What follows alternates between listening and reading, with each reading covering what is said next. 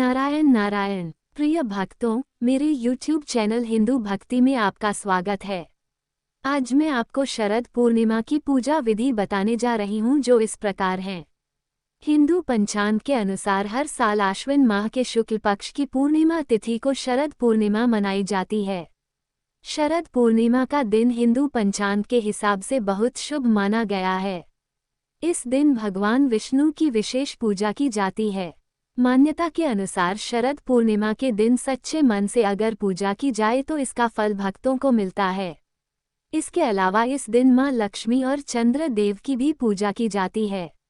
इसे कोजागरी पूर्णिमा या रास पूर्णिमा भी कहा जाता है। इस दिन चंद्रमा 16 कलाओं से परिपूर्ण होता है और ऐसा माना जाता है कि चंद्रमा से अमृत की वर्षा होती है। आइए जानते हैं कि साल 2024 में शरद पूर्णिमा किस दिन पड़ रही है और इस दिन किन चीज़ों का दान करने का विशेष लाभ भक्तों को मिलता है और इस दिन किन चीज़ों का दान करने से बचना चाहिए। इस साल शरद पूर्णिमा 16 अक्टूबर 2024 को मनाई जाएगी। हर साल आश्विन मास के शुक्ल पक्ष की पूर्णिमा तिथि को शरद पूर्णिमा कहा जाता है। धार्मिक मान्यता है कि इस दिन आसमान से अमृत की बूंदें बरसती हैं। शरद पूर्णिमा के दिन चंद्रमा पृथ्वी के सबसे करीब होता है। अंतरिक्ष में सभी ग्रहों से निकलने वाली सकारात्मक ऊर्जा चंद्रमा की किरणों के माध्यम से पृथ्वी पर गिरती है। शरद पूर्णिमा की तिथि और शुभ मुहूर्त। शरद पूर्णिमा या कोजागरी पूर्णिमा 16 अक्टूबर 2024। पूर्णिमा तिथि आरंभ 16 अक्टूबर 2024 को रात 8:45 से। पूर्णिमा तिथि समाप्त 17 अक्टूबर 2024 को शाम 4:50 क्यों रखते हैं इस दिन खुले आसमान के नीचे खीर बनाकर शरद पूर्णिमा की चांदनी में खुले आसमान के नीचे रखने के पीछे वैज्ञानिक तर्क ये है कि चंद्रमा की किरणों में औषधीय गुण होने के कारण खीर भी अमृत के समान हो जाएगी। इसका सेवन सेहत के लिए फायदेमंद होगा। शरद पूर्णिमा पर चंद्रोदय समय। इस साल शरद पूर्णिमा पर चंद्रमा शाम 5:10 उदय होगा। जो लोग व्रत रखना चाहते हैं वे 16 अक्टूबर को शरद पूर्णिमा का व्रत रख सकते हैं और शाम को चंद्रमा की पूजा कर सकते हैं। शरद पूर्णिमा पूजा विधि। 1. इस दिन ब्रह्म मुहूर्त में उठकर किसी पवित्र नदी में स्नान करें। अगर आप नदी में स्नान नहीं कर सकते हैं तो घर पर ही पानी में गंगाजल मिलाकर स्नान करें और साफ कपड़े पहनें।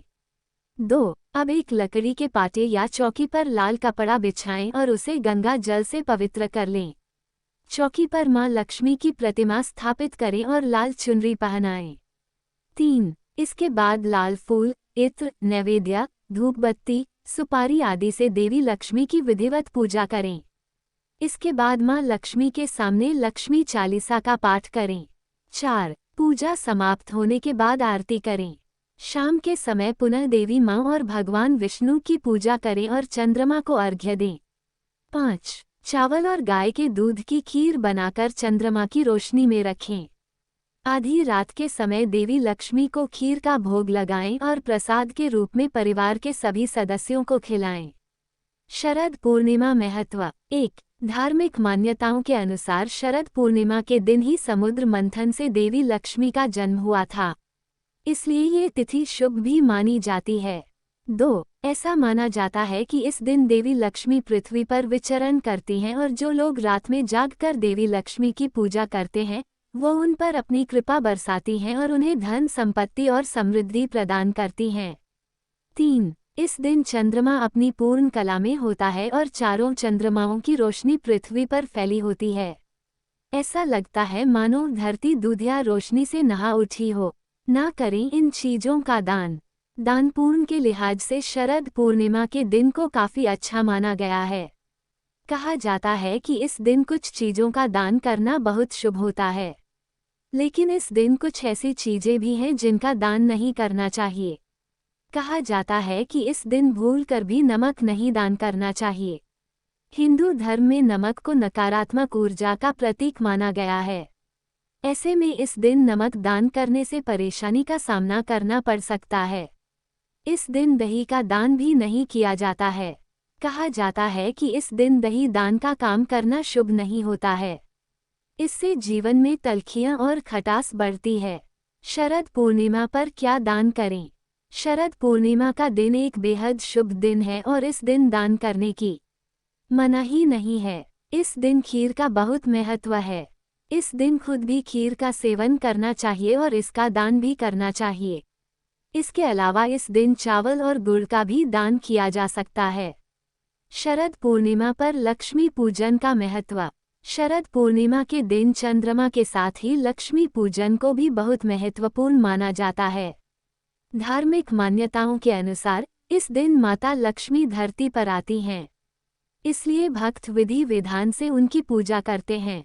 इसके साथ ही धार्मिक ग्रंथों में वर्णित है कि इस दिन पर ही माता लक्ष्मी का अवतरण हुआ था, इसलिए लक्ष्मी पूजन का शरद पूर्णिमा पर बड़ा महत्व है। इस दिन चंद्रमा भी 16 कलाओं से परिपूर्ण होते हैं और उनकी किरणों से अमृत की वर्षा होती है। यही वजह है कि भक्त इस दिन चंद्रमा की रोशनी में खीर रखते हैं और अगले दिन लक्ष्मी पूजन में इस खीर को माता को अर्पित करते हैं। इसके साथ ही भक्त इस खीर को प्रसाद के रूप में स्वयं भी ग्रहण करते हैं। खीर खाने से स्वास्थ्य लाभ भक्तों को प्राप्त होता है। खीर में होता है चमत्कार। धार्मिक मान्यताओं के अनुसार शरद पूर्णिमा पर चंद्रमा 16 कलाओं से युक्त होता है और इस दिन अपनी धवल किरणों से अमृत की वर्षा करता है। इससे इसकी रोशनी में रखी गई खीर में औषधीय गुण आ जाते हैं, जिससे इसका सेवन करने वाला व्यक्ति स्वस्थ और दीर्घायु रहता है।